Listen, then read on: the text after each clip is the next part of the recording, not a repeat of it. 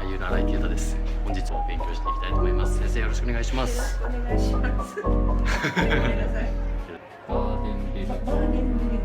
ガーデンベリーで、これはチューリップね。チューリップね。綺麗な色。ね、雪柳。これが雪柳ですね。これが花ですね。以上4種類の花で生けていきたいと思います。皆様はこの花でどのように生けますでしょうか。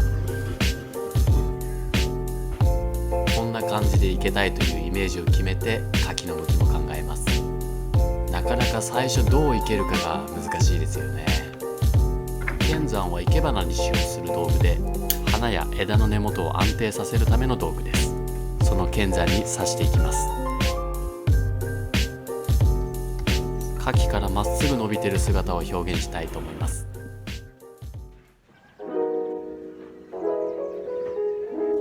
正面から見るとこんな感じです。いかがでしょうか。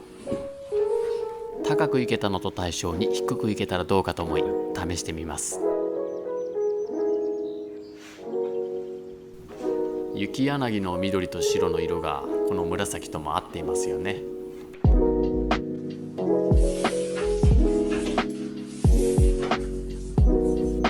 今の状態でも個人的にはすごく好きなのですが、ここに明るい色を入れたらどうでしょうか。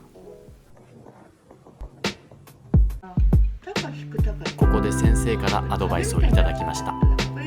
今雪柳が高い順から並べてしまっているのですが、そうではなく低い高い低いのように変えてあげると収まりがよく奥行きが出るというアドバイスをいただきました。少々動画では分かりづらいのですが、奥行きが出て立体的になりました。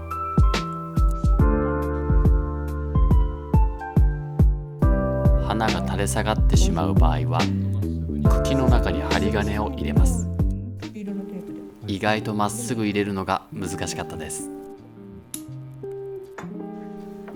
そしてここで一旦完成しました。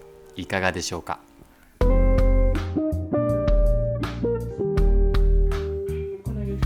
こで先生からのアドバイスです。もう少し高いものがあってもいいということと、風の動きを出してみたらどうかということですね。